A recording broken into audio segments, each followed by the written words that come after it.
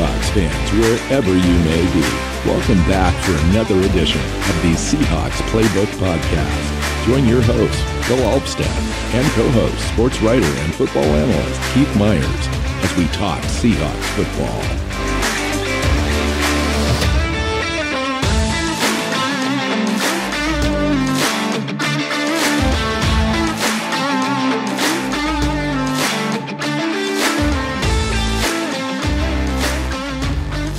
Seahawks fans, welcome back to another episode of the Seahawks Playbook podcast. I'm your host, Bill Alvstad, sitting down with co-host Keith Myers here to talk Seahawks football.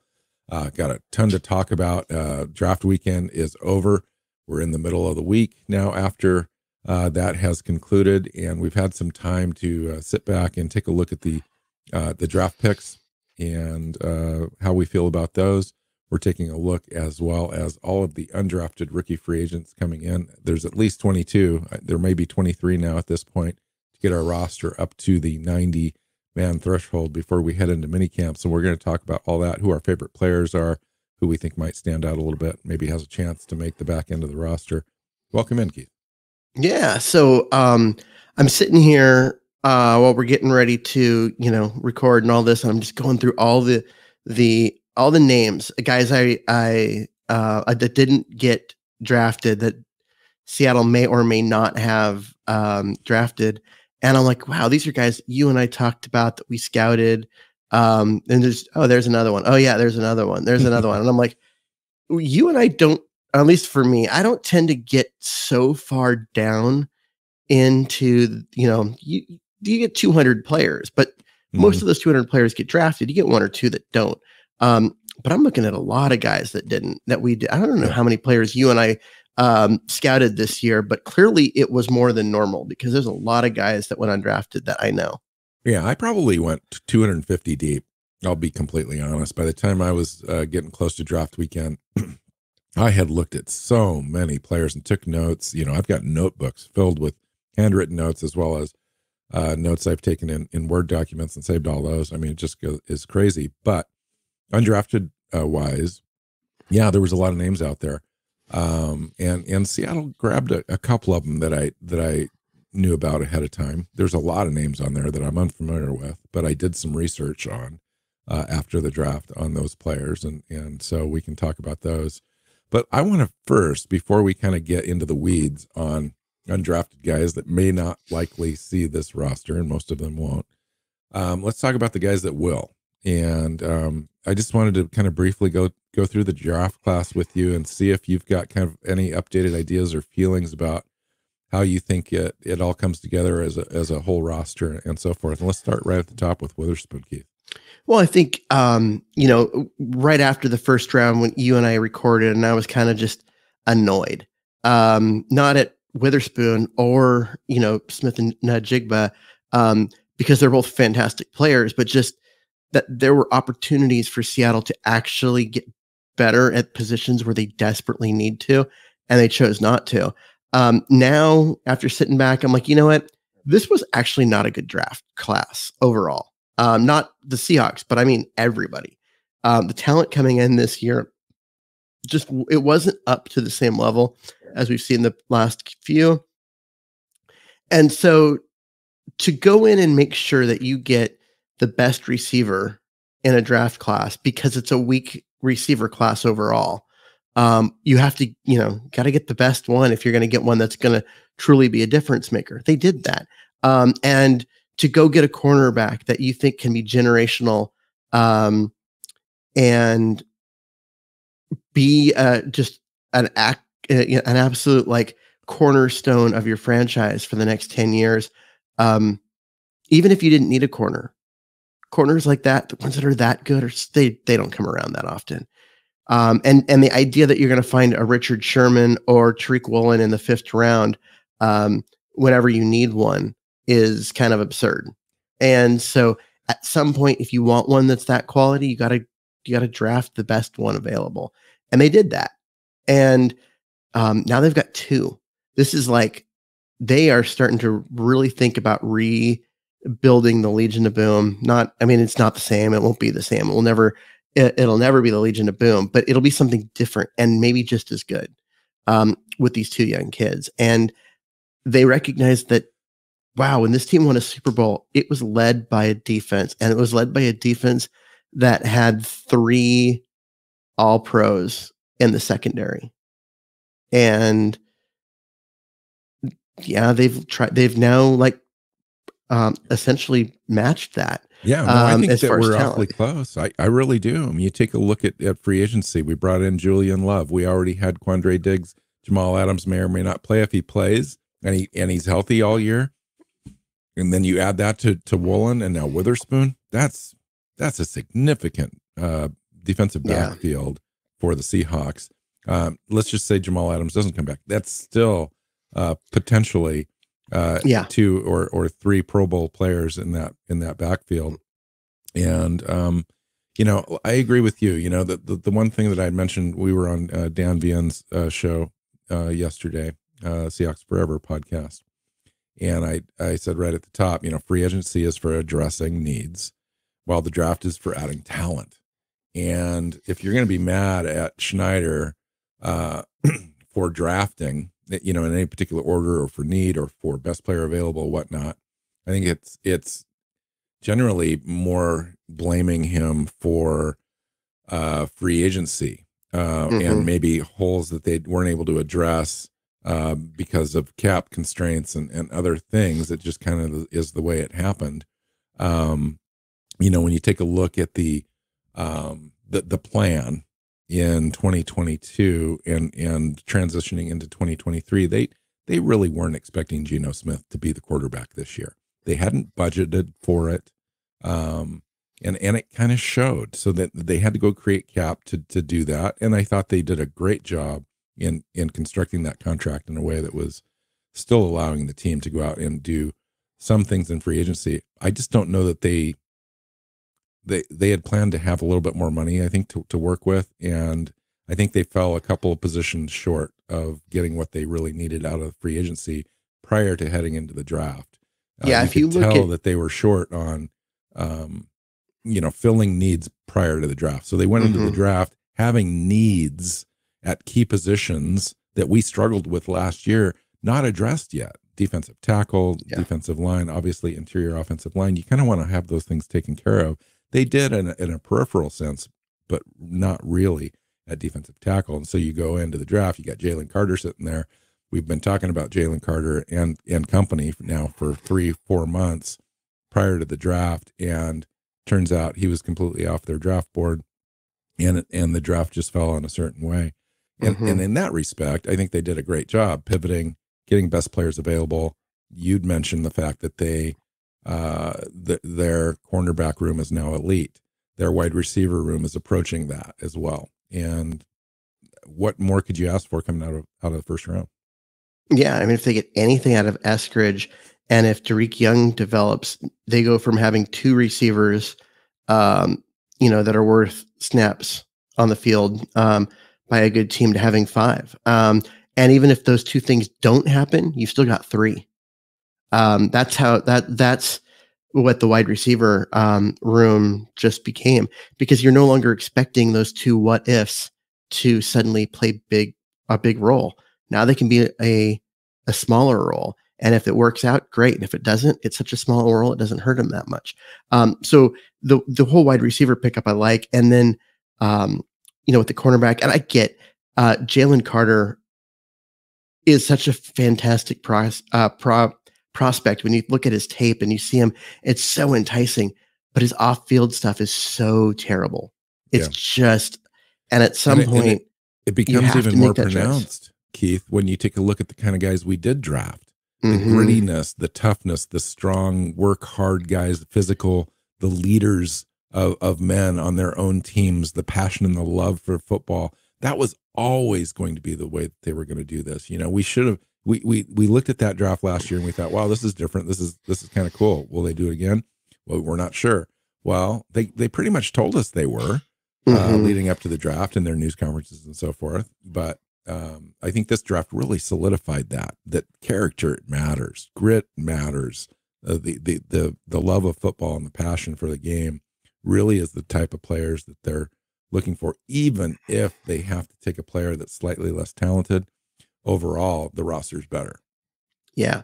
And I think that that's really what the Jalen Carter thing pointed out, because there wasn't a better prospect in this draft. Just period. As far as physical talents and domination at the college level, there was not a better prospect in this draft. And they passed on him because the off-field stuff was just too much for them. And instead of doing that, okay, we're not gonna take him. Who's the next best defensive tackle? They didn't reach for that just because, okay, we're not going to take Carter. Who's the next one? And go reach for a player, because doing that, what that tells you, which is what they've done in the past, how we end up with LJ Collier. They would have drafted Kalijah Cansey at 5 because, we're not going to take Carter. We're going to take the best defensive tackle. That's the guy. He went 19. Like that wouldn't have been a good pick either. But to go get Witherspoon and say, you know what, screw need, screw like this whole, like, we're going to draft, the best player available at the position that we need them to be. We're just going to go get the best player. And now they've got Witherspoon. And honestly, now they've got tradable assets between the other 3 guys. Yeah. One of the other 3 corners, not Woolen and not Witherspoon, but the other guys that Mike was Jackson, in an already Trey Brown, Kobe Bryant. Yeah, which was already a deep room. Now that's a tradable asset. You need a defensive lineman. You need a young defensive lineman. Go find a team that needs a cornerback. That is possible. And we'll be like, you know what? But it's here's a long Mike Jackson, too, or here's Trey Brown. It's a long season. I mean, you can have injuries, so you kind of like to have a stacked room when you can. But at the same time, our whole in a couple other spots is so deep that you trade off that thing, especially when you got a guy like Julian Love comes in, and he's a kind of a hybrid player, and he can play multiple positions for you. You got a guy like that. Jarek Reed, the guy they just drafted, same sort of thing. He can play multiple positions. Kobe Bryant, Trey Brown can play inside in the slot, can also play on the outside edge for you if you need to. So we've got a lot of options, which is a great issue, great problem to have. Yeah. So, okay, so let's go deeper, Keith, into the draft, into the second round. Day 2. Day 2 was going to set up to be a big day for Seattle. We had 3 picks, 2 in the second round, 1 in the third, and with the opportunity maybe to a slight trade back, maybe even pick up another pick in the top 100. And it just didn't quite turn out that way. And you could kind of feel the disappointment after that second round was over. We got into the third round. We completely traded out of it. Let's talk about that a little bit. Yeah, I mean, the second round it just didn't work out. I mean, when you go and you don't get the positions that you're absolutely looking for in round 1, when you've got 2 picks, and you're like, okay, we can make it up on day 2 of the draft, and maybe they're not the elite players, the elite prospects like Jalen Carter, but you're still going to get a really good player. And then the board just didn't fall in the right way, and guy like Keanu Benton went right before the Seahawks got their second round pick, and so some of that kind of stuff happened. But they went and they got Hall, who is an athletically incredibly gifted player, even if his tape isn't great. They think they can develop him and turn him into a good player, but he's also high character, a guy who did things at the college level because it helped his team win, even if it didn't fill up a stat sheet. That's exactly right, Keith. Right there. So, and honestly, like some Seahawks fans really didn't like Bruce Irvin being his first time around with Seattle for that same reason, because he didn't fill up a stat sheet, because he was being a strong side linebacker and doing things like setting an edge against against the run and forcing the runs back inside, and the little details that you ask a strong side linebacker to do, those don't show up on a stat sheet. And those are the types of things that you got to have guys that will do that. And Hall is one of those guys, and he's super athletic, and he does those kind of things. And yeah, some of his tape isn't great because you're like, go find me a dominant game where you at him as a pass rusher, and you won't find one. But he wasn't rushing the passer on every down. He was, even on passing downs, he was setting an edge in case they ran. He reminds me of a lot of Uchenna Nwasu, Keith. The dirty work kind of guy, the guy that cleans up a little bit. Who was that guy that we had the year prior, just didn't work out? He went back to San Francisco. Guy that just cleaned up. Hyder. Kerry Hyder. Kerry Hyder kind of reminds me of a player like that. A good teammate, good player, good leader in the locker room, comes in, does his job, doesn't fill up the stat sheet, but has opportunities to be able to either affect plays on his own, or he makes players around him better, and also has opportunities to kind of clean up plays, get to the quarterback after he's been chased out of the pocket, clean up in the run game. The guy, is running into him, or he forces a play inside, like you said, and he allows Bobby Wagner to make that tackle.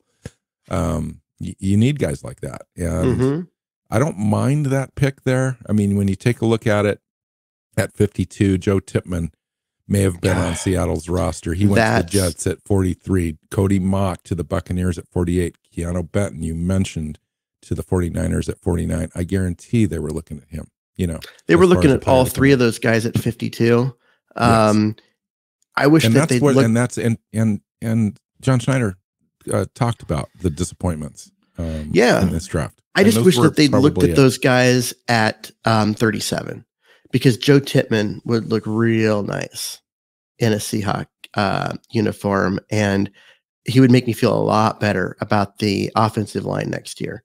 And not just next year, but the next 10, if they had gone that route instead of Hall. And I get, I mean, it's a position of, it's much like cornerback. They're pretty deep there. They've got guys, and they've got good talent, Nwasu and Taylor and Robinson and Mafe, and they've got a lot of guys at that position. They're deep, they're talented. They didn't really need another high investment guy like Hall. But they chose him. Yeah, but they chose him. So what does that tell you about him and about the process that Schneider and Carroll went through? If he's their guy, like what was it? Because that's a very valuable selection in the draft. Yeah. And he's not showing up on stats. He's not showing up like that. He must bring a lot of other intangibles to the game. Yes. It also, you got to look at the guys that were drafted just before him, right? Because Snyder kept talking about, the disappointments and the upsets, is what he called them. The guys that got pulled just before the Seahawks picked. Do you think that he may have been talking about Will Levis going to Tennessee at 33? He might have been, because it's like, okay, we weren't really expecting him to be available, but if he's available at 37, we could get our quarterback of the future and not have used a first round pick. Like, how awesome would that be? And so, you're like, that's just what happens. And then you end up not getting, the guy that you're looking for. I think it was more along the lines of Nolan Smith, who went 30th. And the Brian Breesy, who went 29th. Yeah. These are guys, Mozzie Smith, who went 26th. These are the guys that they were hoping at least one of them would fall to them at 37, and they didn't. Yes, correct. And everyone else in the draft world was thinking Adia Barwe was a guy that everyone was interested in. He ended up going at 110 to the Colts. Adi. In the fourth round, and there was another guy that we thought that was going to be available. They passed on him. They went here in this direction with Hall. Now Hall's a fine player. Steve Avila might have been the guy too, who was picked one spot before Seattle by the Rams. Guard, he's going to play center. Yeah. Yep. A guard center out of TCU. That might have been the guy. Yeah.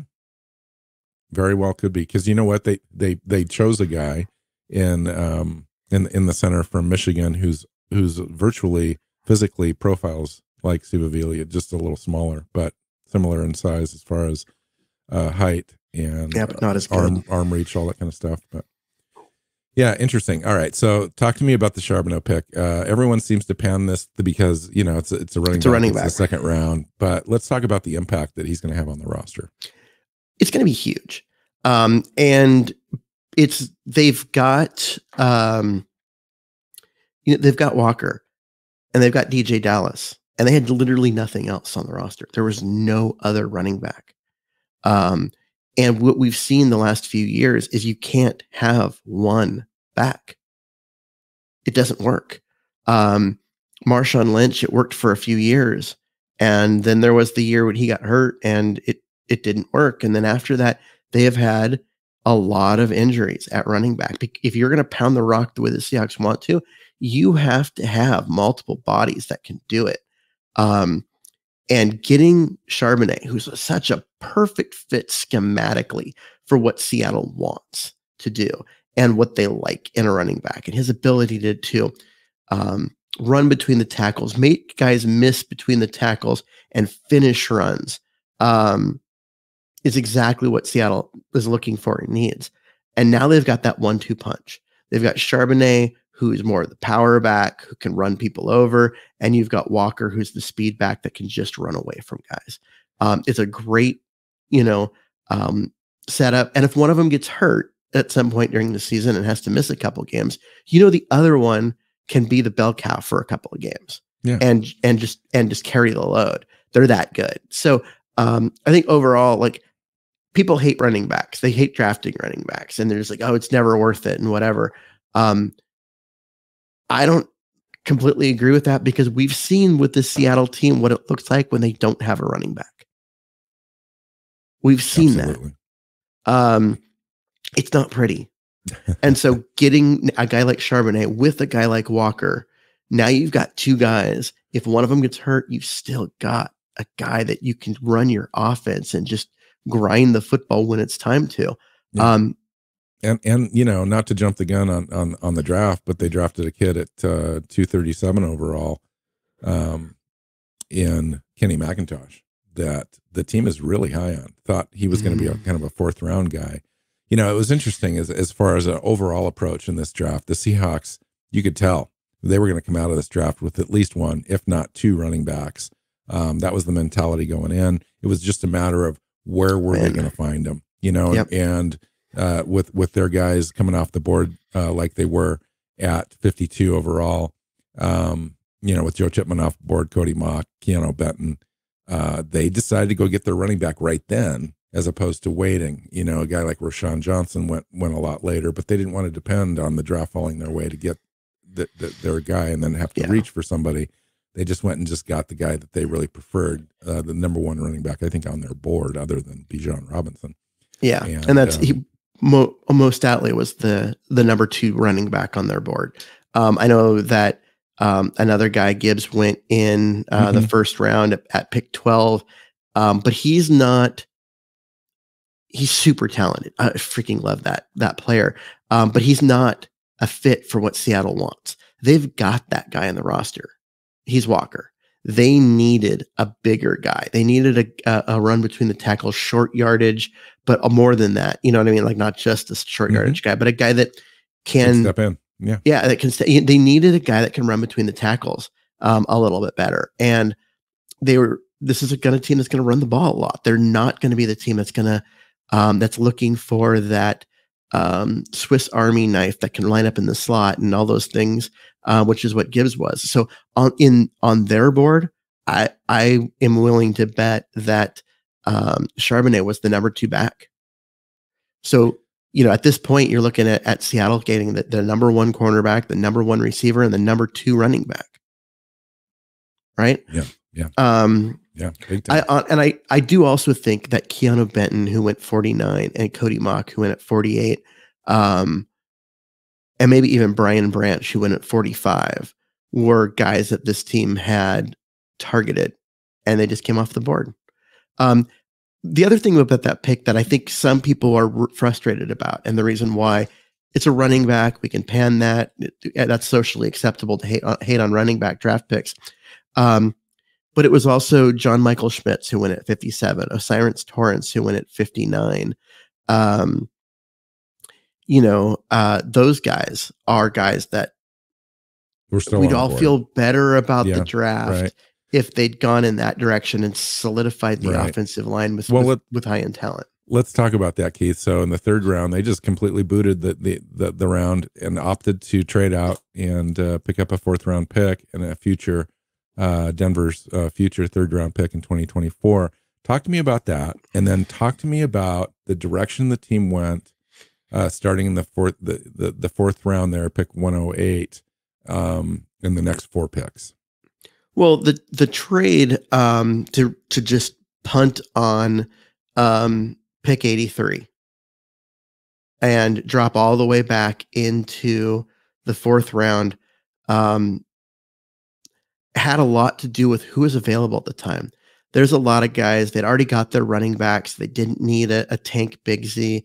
I think they weren't sold on a DeMarvion Overshown at linebacker or a Broderick Martin at defensive tackle. And again, Zach Pickens, Sidney Brown, I think they were looking at Byron Young, the defensive tackle out of Alabama, all went prior to that selection. And so I think what they were looking at is a situation where, okay, are you going to go after Michael Wilson? Well, we got a receiver, kind of that doesn't really matter that much. Or a Siaka Ika, who went 98. Like there's certain guys that I think they definitely would have considered there, but they're like, there's possibility they'll drop into pick 105. Let's go ahead and the value they got in the trade, I think, tipped the scales. Let's go ahead and move down. But the fact that Denver was able to give up a third round pick next year, so they gave up, they gave up the 83rd pick, and they got a pick from Denver, which will be somewhere around 80 to 85 next year. So they got roughly the same a pick. Just a year later, they got a fourth round pick this year, and next year's draft class appears to be bigger, like better and deeper than this year's draft class. So that pick in the 80s next year is actually more valuable than the pick in the 80s this year.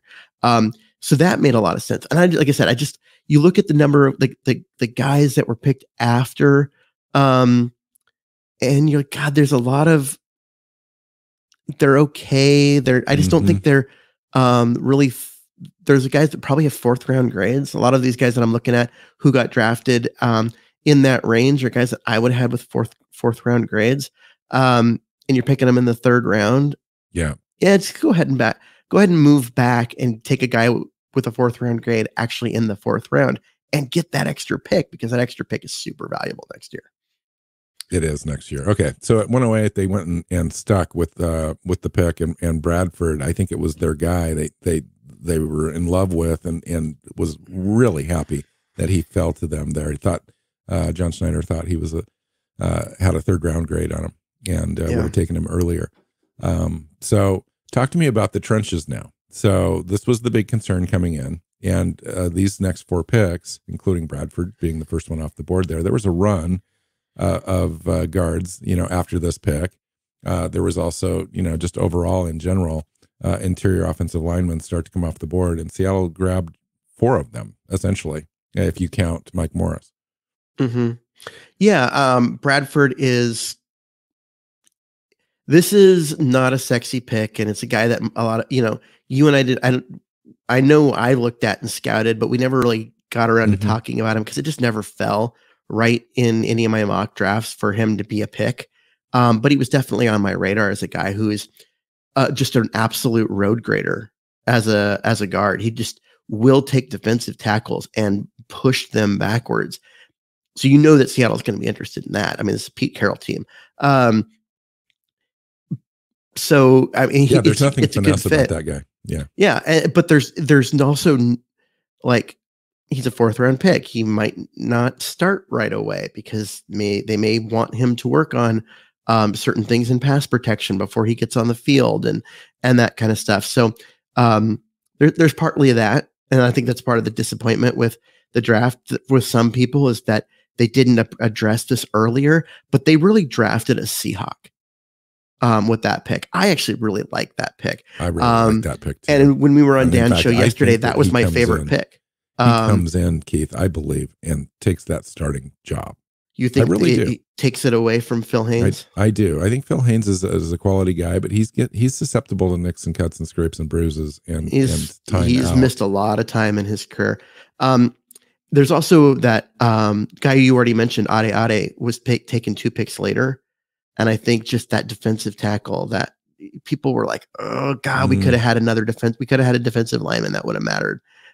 There. But honestly, they got an offensive lineman, and they got an offensive lineman who will play this year, I believe, and play significant time. So you know what? And both of our guards are under contract just for this season, and so that's a nice edge as we look towards the future for sure. Okay. So at 123, they went with Cameron Young, defensive tackle out of Mississippi State. Now this is a player, if you looked at all the big boards, you constantly wanted to mock him at the back end of the 6th round or early 7th round. Why did he was never going to go there. Profile. He was never going to go that late. I know that so what was it about him that made this pick and the value at this spot match up? Well, the reason why you saw that in mock drafts and that kind of stuff is because when you get far enough down into these draft classes, there's not as much scouting by the media. I mean, there's the pros that get into it and knew Cameron Young really well, but a lot of the guys that do this kind of stuff that end up having an impact on the consensus big board are guys that scout 150 players, and then they kind of guess beyond that because of it's Mississippi State. We know about that defense. We look at his measurables. We go, let's put him at 180. He's not a 180 guy. He's a guy that, he's not going to come in and start right away.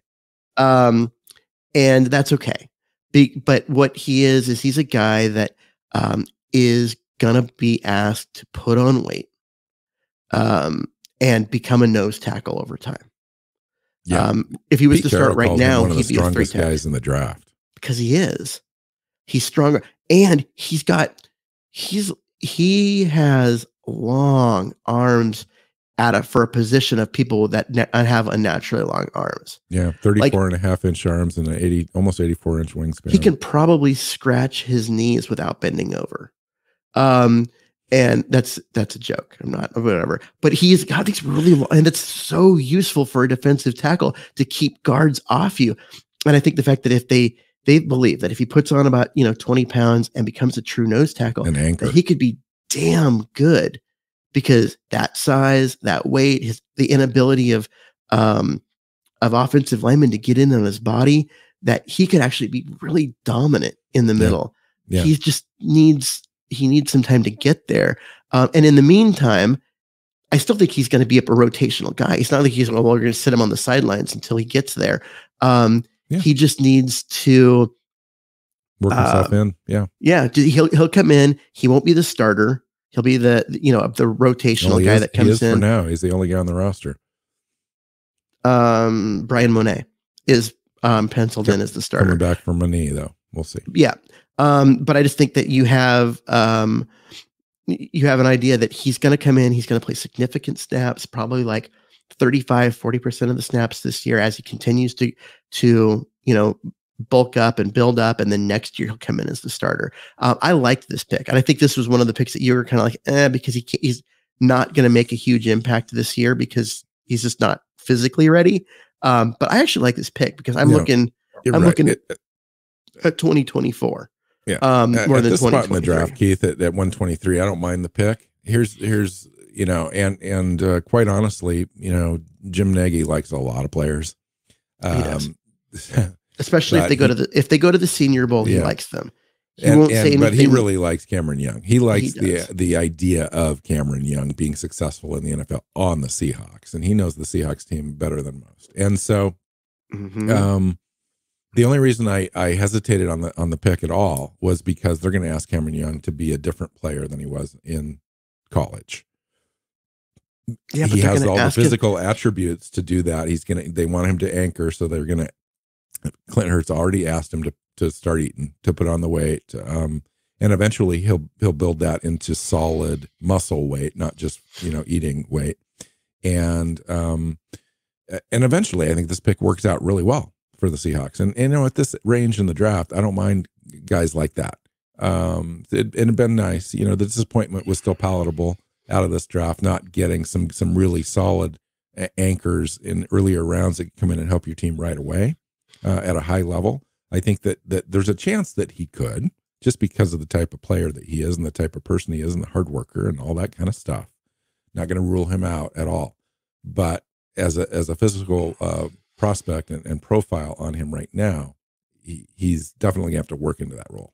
Yeah, that's why I said I think he's a rotational piece in this first year. The problem is, Keith, we don't have anybody for him to rotate with. I mean, you mentioned Brian Monet. Brian Monet is not expected to start the season for the Seattle Seahawks. He might. He got injured pretty early last year. I mean, I don't know. I don't know where he's at in this thing, but and this is why you and I keep bringing back Al Woods. I would have loved the team to bring back Puna Ford, but he signed with the Buffalo Bills today. Just today. Good for Puna. Great for Puna. I mean, he's going to get a chance to go compete for a Super Bowl. Right. But now Al Woods becomes, option 1A. As far as having, that starting nose tackle. I honestly think he'll be brought in here in the next couple of days.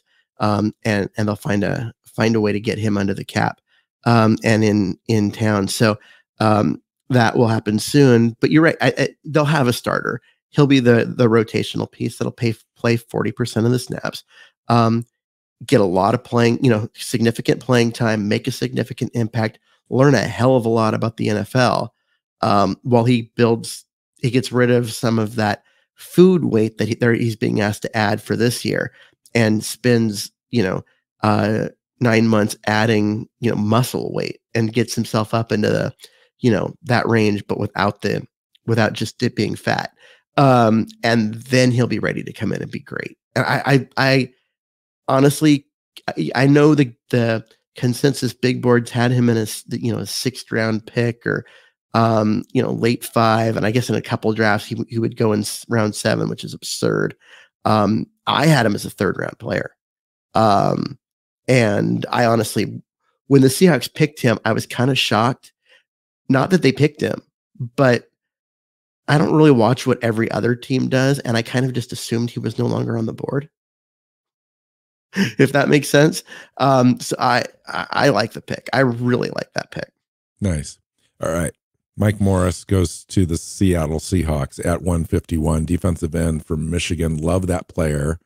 Love the opportunity for him to come in and kind of figure it all out for Seattle. And then one of my favorite picks in the draft is a 154 center from Michigan, Lulu Watimi.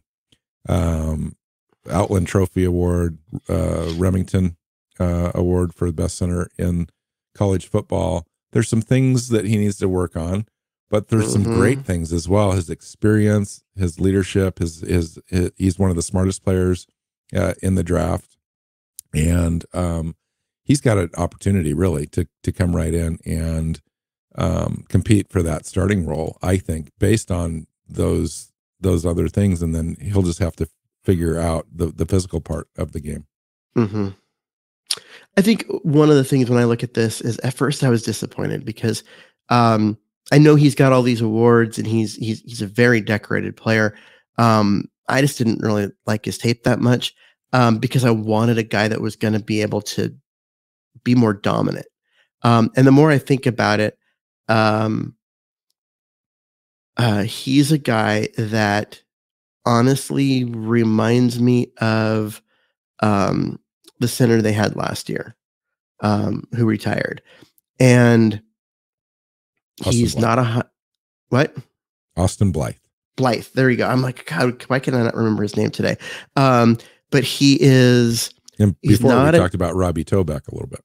Yeah, he's not an elite athlete for the position. He's not big. He's not particularly strong. He just does things well, but not special. And he didn't allow a sack last year, yeah, I know, and 700 plus snaps. Which when you go and you watch him and you realize he gives up ground faster than he should, and sometimes he doesn't have great angles, and can be late reacting to twists and stunts, things like that. He's not particularly good in space. If you ever have him pull, it's not pretty. So that's the reason why he was a 5th round pick. But he's really smart. He gets the line calls right. He gets everyone set up correctly.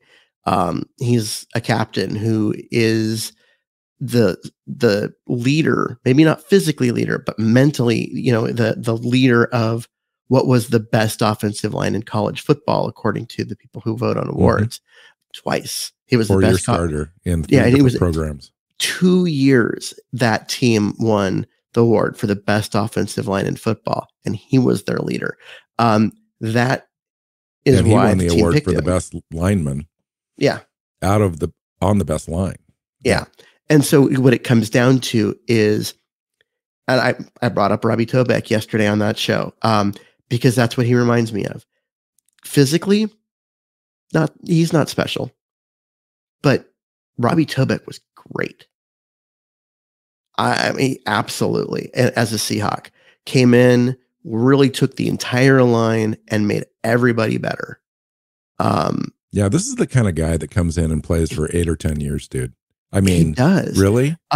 He's a really experienced, smart. He knows how to take charge of the room.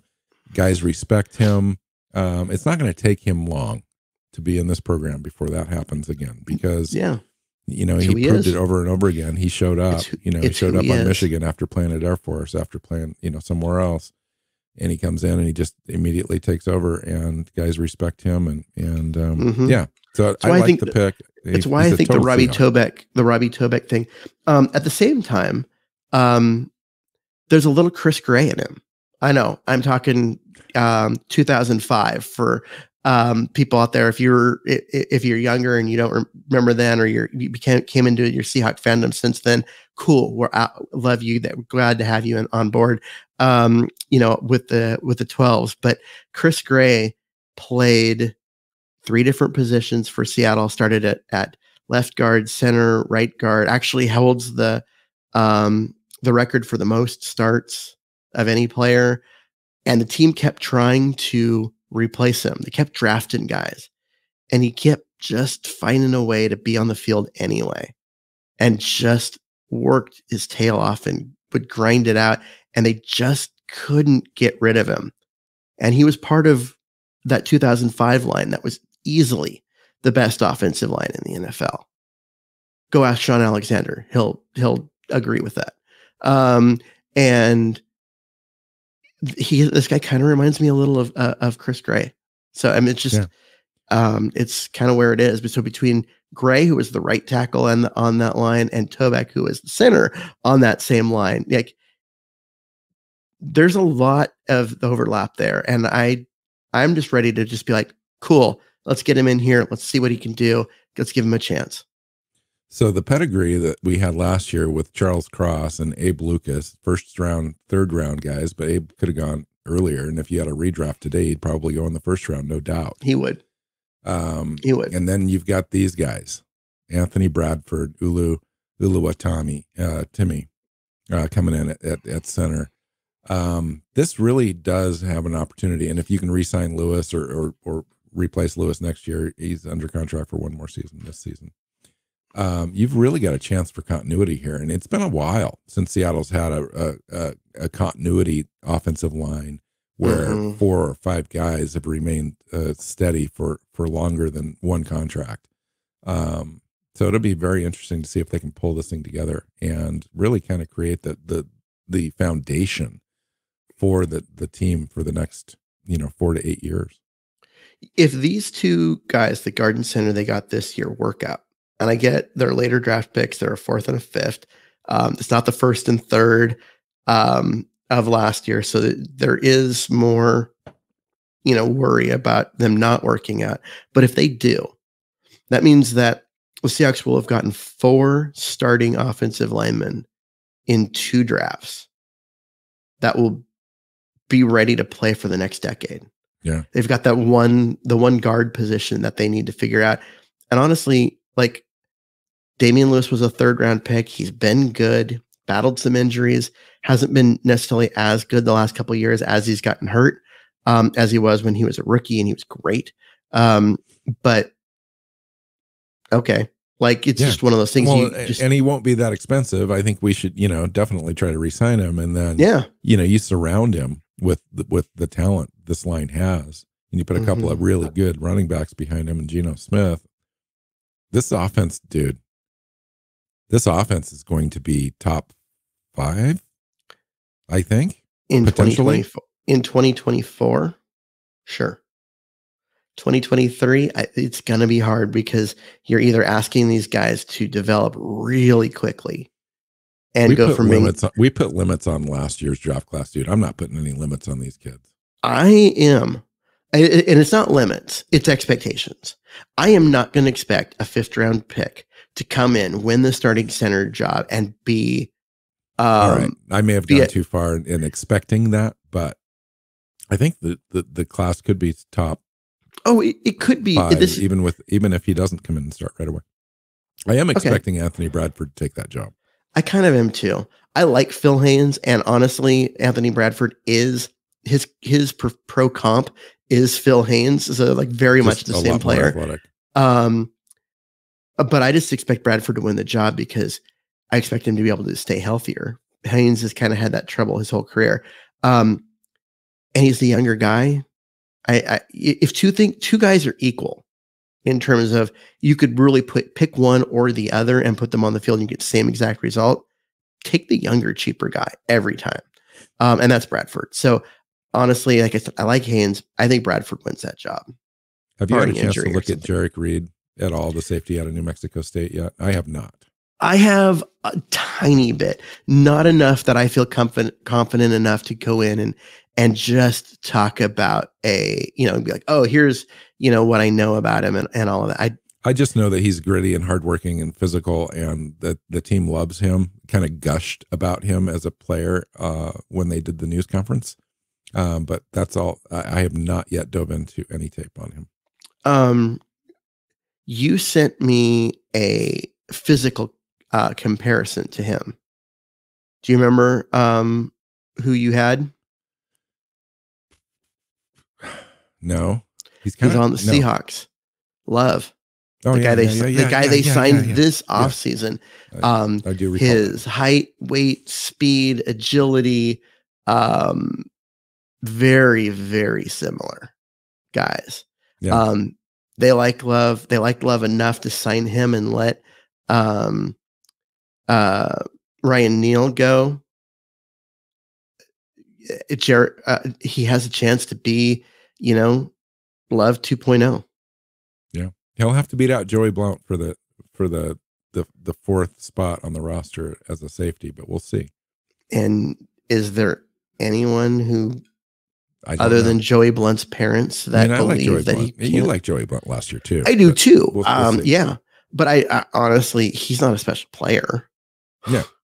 So I'm like, I'm not that worried about it. Special player. I think we've gotten the last pick 237 overall, Kenny McIntosh, the running back out of Georgia. My goodness, this is good value at this spot in the draft. You're looking for best player available guy. Come on and be on your not on your practice squad, but your special teams guy at this spot in the draft if he makes the roster. I think Kenny McIntosh is definitely making the roster. You go look at the running back room. He's the 4th running back on the list. He has a chance to be better than DJ Dallas, in my personal opinion. He's more physical. He catches the ball out of the backfield more.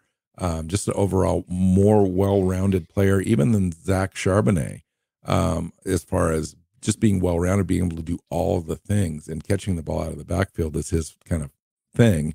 But he's got enough juice where he could come in and be your guy if you're, Ken Walker and Charbonnet were unable to go for whatever reason. I wouldn't mind Kenny McIntosh coming in and running the ball. He's just that good. I don't know. He's awfully small. He's not that small. He's like 6 foot 208. I thought I had him at like 6 foot, like 190. Nope. basically he comes in as Travis Homer 2.0. He's just the same kind of guy. Into camp. Third down back, not going to run between the tackles great, but is going to be able to attack the edges, leak out of the backfield, pick up the blitz, do those things to be a third down back. But I don't see him carrying the ball in between the tackles at all. And if anything, like I think you really like that pick. There was another guy that I had kind of penciled in. I really would have loved to see them pick in that spot. And when they didn't, I was kind of disappointed. And then the stupid Eagles got him as if they needed more talent. And that would be Moro Ajomo, the defensive tackle out of Texas. I really wish they'd gone that way with that pick. And I mean, they really could have used a guy like that who's just naturally powerful in the inside and can just overwhelm people physically. Honestly, I mean, that's the kind of guy they need. They need more defensive linemen. I felt they needed that more than the third down running back when they've already got DJ Dallas and Ken Walker that can do those same things but better. Yeah, at that spot of the draft, you're looking for your guy, your number one guy on your priority free agent list, your rookie free agents, undrafted guys, and he was it for them. But a number of different players, Jalen Redmond was out there, a couple other defensive tackles, Clark was out there, Gerard Clark. Yep. So there was a number of different ways that Seattle could have gone. But I think they liked him so much and so much value sitting there that they figured they could tighten up and button up that part of their position group on the team, and they just did. And that I like running backs. I'm not one of those guys that is against running backs being in the NFL. Kenny McIntosh is going to come and surprise you. I really feel. I hope so. He's going to blow you away. He's a much better prospect than Homer, and he's probably the equivalent of third year DJ Dallas, as far as being able to understand what he needs to do to fit in on the roster and his role and all that kind of stuff, and potentially he could return some kicks for you and stuff. Yeah, we'll see. We'll see how if he can carve out a role on the roster and be more than just a special team guy and when he's active and in healthy scratch other games and that kind of thing. But if we're talking about a 7th round pick, a lot of 7th round picks don't make the roster. So you know what? Okay, go for it. They like him. I'm ready for it. Like I said, when they got there and Moro Ajomo had fallen and wasn't sniped from them just before, I was like, there's the guy, and it wasn't. And I was like, what? It's and then Keith, he went a couple picks later. We can talk about the prospects, and we did for a long time. It's interesting how the team views guys. Yep. And how they value things and stuff. And then there's so much that you and I don't know. We can watch tape and we can read what other people write and that kind of stuff, but we aren't in there in interviews. We don't know the kind of things that happen in those. Single biggest factor. And we don't have accurate medical evaluations on guys. We have a lot of speculation from media members, but that's the best we can do. We don't have that access. And so when they don't take a guy I really like Ajomo, okay, we're talking about a 7th round pick, so I don't care that much. But when they don't, I'm like, and I'm disappointed. And then it's going to turn out later that he has got a knee and he's only going to be able to play for a couple of years. And I'm like, well, that would be one why. Of the guys we did sign, ended up being all world. Yeah, I mean, okay, so Travis Homer was a 7th round pick that I didn't expect to make the roster. I was like, this feels like a wasted pick. He stuck around his entire rookie contract. He was on the roster his entire 4-year rookie contract. And then, now is signed elsewhere. He made an impact, whether I anticipated him or not. It's a 7th round pick. If you make it that far, you did great. Yeah, I agree. So, I agree. All right, a couple undrafted rookie free agent guys coming into minicamp this weekend. I will start with the one guy I think maybe has the best chance to make the roster, and that's Chris Stoll, the long snapper from Penn State. Won the 2022 Patrick McNally Award, awarded to the nation's best college long snapper. Chris Stoll. Learn the name because we likely won't want to repeat it after today's show. Yeah, the best thing you can say about any long snapper is that he's on the roster and you don't have to ever say his name. We learned that a couple of years ago with, what was his name? Freeze. We said his name way too much, and then he was gone, and Tyler Ott came in, and we were like, "Oh yeah, that's what it's like." Chris Stoll has a chance. I still expect them to re-sign one of the two guys they had last year, their Tinker or Ott, just to create a competition. And I agree. And in case Stoll, either gets hurt or has some struggles. But honestly, at this point, I think Chris Stoll is the long snapper on the roster, and he's going to make the team. Looks like it. I think the whole, out of all the people, the guy that I'm most intrigued about when they go in for rookie minicamp is going to be Holton Allers. He's a quarterback out of East Carolina. He is huge. He is like Ben 6'3", Roethlisberger, 230 pounds. Yeah, he's a Viking. He's like literally a Viking, and not a Minnesota not a Viking team mascot, but a Norwegian, royalty heritage dude. Yeah, left-handed. Fun prospect. Yeah, I agree. It's interesting about this guy. There's a few guys like this in the NFL every year, and he's the quote unquote 14th ranked quarterback prospect to come into the draft cycle this season. Went undrafted, so he was kind of a priority guy. He was one of the guys out there that a lot of teams were looking to add. Comes to the Seahawks, threw for 3,700 yards last year, completed 67% of his passes. But it's the way that he went about doing it. He drops things in to small windows. He creates opportunities with his legs. He had another 186 yards and 6 touchdowns as a rusher. And when you watch his tape, it looks like he might be able to kind of stick around a little bit in the league. And I don't know if it's going to be with Seattle, but I think that he's got a chance at least maybe to make their practice squad this year. Yeah, I think of him as a practice squad. I'm just intrigued. He is big. He's fairly accurate. I mean, he puts some balls into some really tiny windows down the field. Yeah, he's also got the longest release of any quarterback since Tim Tebow. Yeah, he has that whole big tomahawk all the way around. Yeah. It's not pretty. But you know what? Whatever. You know what? He's got enough of the things that he does right. I think they can work with him on that and kind of quicken. Yeah, if you can have him improve his throwing mechanics just a little bit, so it doesn't take him forever to get the ball out of his hands. He does a lot of other things really well.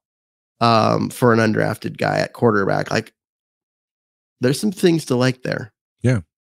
And one of the players he threw to constantly was C.J. Johnson. At Eastern Carolina, and CJ followed him from high school. They were high school teammates. Came up to college and played ball there. 6'2", 222 pounds. When you watch film of Allers throwing the ball, there was one guy that stood out all the time, and that was CJ Johnson catching the ball. 67 catches, over 1,000 yards receiving, 10 touchdowns this past year. He's not a speedster. I think he runs like a 4.52, something like that. So just outside the 4.4 range, which Seattle likes, but he's a bigger guy, 6'2", 222 pounds. That's the part. He plays with every part of that weight and height to his advantage. So he's a consistent ball guy. Yep. So good at boxing guys out and catching the ball through contact. Over the middle and on slants with the linebacker draped all over him. He'll catch it anyway. Why did he not get drafted? Is it just East Carolina? Yeah, I think that he disappointed at the combine with his times and agility and just fell out of favor. Yeah, it's like the guy from Army, the edge rusher that at one point people were talking as a second or third round pick, came into the combine and just was terrible, and then didn't get drafted, went completely undrafted. Can you believe that? Yeah, right. The other guy I was thinking about in this list was Griffin Herbert, the tight end out of Louisiana Tech, super athletic pass catching tight end, similar in size actually to CJ Johnson. And so it'd be interesting to see if what they do with those kind of prospects. I would imagine CJ Johnson does enough in minicamp. He'll be invited back into training camp and so forth. There's a lot of names. The Seahawks had 52 or 53 players under contract prior to the draft. So this was always going to be their largest undrafted rookie free agent class, and it is. There's 22, 23 prospects that they've invited in, plus they've invited minicamp invites to another half dozen players as well, including Jack Cohen, the quarterback, used to be at Notre Dame, played a few years, played one season, I think, as an undrafted guy in the league and bounced around a little bit and ended up playing XFL football. It's, getting into the NFL is hard. So being invited into these camps is really exciting for these players. It gives them an opportunity to come in. Seattle's really going to be looking. Obviously, we've got enough guys signed that look like they're going to make our roster, but there are a couple openings. We mentioned the long snapper. Look at the defensive tackle class. It's not deep on this roster. There's an opportunity for possibly a defensive tackle. There's like 4 or 5 of them in this undrafted class that are. Do you have a favorite of the defensive linemen that they, the defensive tackles that they signed? I wrote it down actually. Let me see if I can find it really quick. Because I have one. It's Jonah Tavai, the defensive lineman out of San Diego State. He's one of those guys. Yeah, for sure. He's a little undersized. He's like 100 or 280 pounds, and you'd like him to be at 300 if he's going to be that 3 tech. But he plays with so much energy, and his hands and his arms are so active. He works really hard to get linemen's hands off of him so he can continue to move forward. Just a wrecking ball of energy. And I like guys like that. I think he has a chance to carve out a role.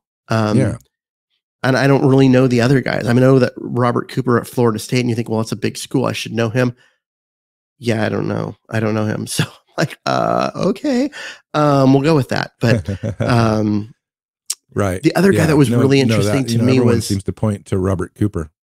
Yeah, there's that one too. The other guy that was really interesting to me was Jake Bobo, the wide receiver out of UCLA. The guy is 6'5", just absolutely like super tall.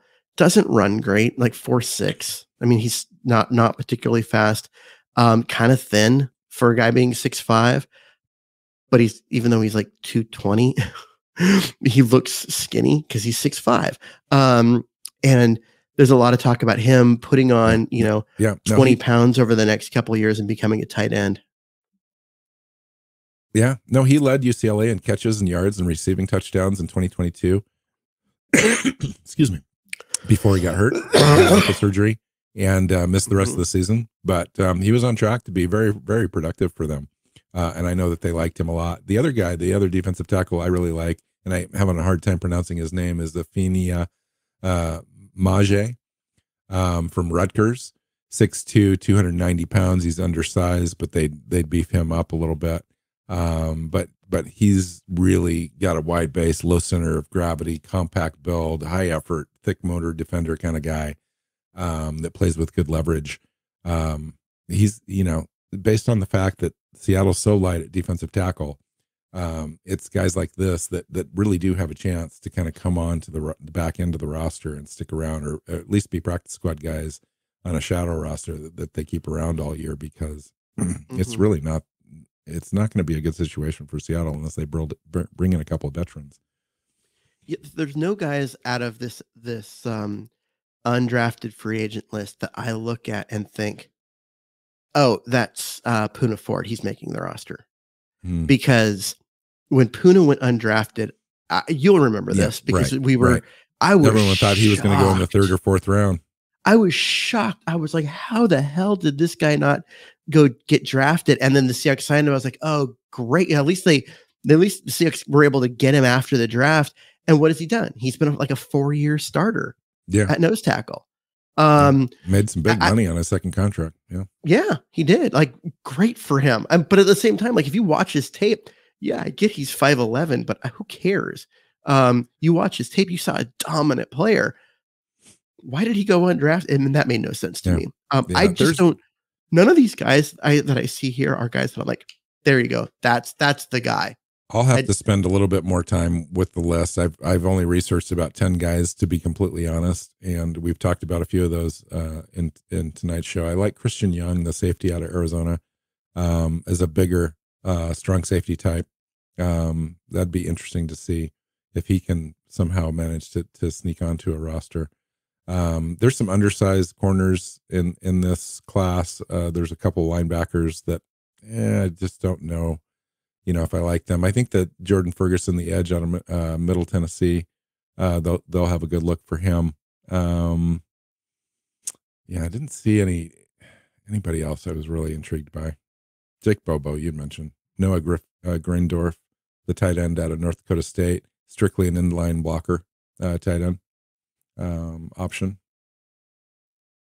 Josh Moat, offensive tackle, Louisiana Tech. I think they like him, but might move inside. Well, and a guy like Cam Bright, the linebacker out of Washington, is like a carbon copy of Ben Burkervin, who was a linebacker out of Washington, undersized, never made an impact on the defense, right, but kept himself on the roster until last year when he got hurt by being a productive special teamer. Yeah. Cam Bright's got a chance to make the roster for that. Interesting. All right. I don't know what we're doing next. We literally don't have any shows planned after this one on our schedule. Our schedule ended tonight, and so we're going to have to come up with some content, Keith. We're here 365 days a year. We'll do 2 or 3 shows a week, so we will have content for you. I want to go through my shadow draft where I picked every time the Seahawks made a pick. I wrote down who I would have picked at that same time. So you don't have to worry about trades. Don't worry about that. It's who's available at that spot during the pick, and then you have to go based on that pick. You down you go. So you're not gonna be like, oh, I would pick this player. Well, I've already drafted 3 linebackers. You know what I mean? Like you can't do that. It's not based on Seattle's picks. It's based on your own at that same spot. I want to go through that. Do that. I want you to laugh at me. I want our audience to be able to laugh at me. I want everyone to know I can be critical about these drafts and all of that, but there's no ego here. Go through the shadow draft with me. You will understand. I have no disbelief that I belong in an NFL front office. I have my opinions. I study. I do my best. But when you go through my drafts, there's always a guy that I draft like in the 5th round that went undrafted, and I'm like, oh God, that was terrible. Right. It's fun. It's funny. Feel free to laugh at me. I'm all for it. So let's do that. Cool. Yeah, let's do it for sure. All right, let's get out of here today. I think we've wrapped up this this draft class really well, and as we move through the process into June, and we really get into the doldrums of summer, and we'll need to be creative with our shows, but to hang with us. We're around all summer to keep you guys company out there that need Seahawk chatter and discussion all year round, and then we'll be ready for training camp at the back end of July. So find Keith on Twitter at Myers NFL. You can find me at NW Seahawk. The show is at Hawks Playbook. SeahawksPlaybook.com has your it's a great resource for you for all the shows. And then you can find the show on YouTube. Got our own YouTube channel, as well as your favorite podcast platforms. Just hit that subscribe button if you could. That'd be great. So until next time, go Hawks. Go Hawks. Seahawks Playbook podcast listeners, thanks for joining us for another edition of the show. You can find us on Twitter. Bill is at NW Seahawk, Keith is at Myers NFL, and the show is at Hawks Playbook. You can listen and subscribe to the show at SeahawksPlaybook.com.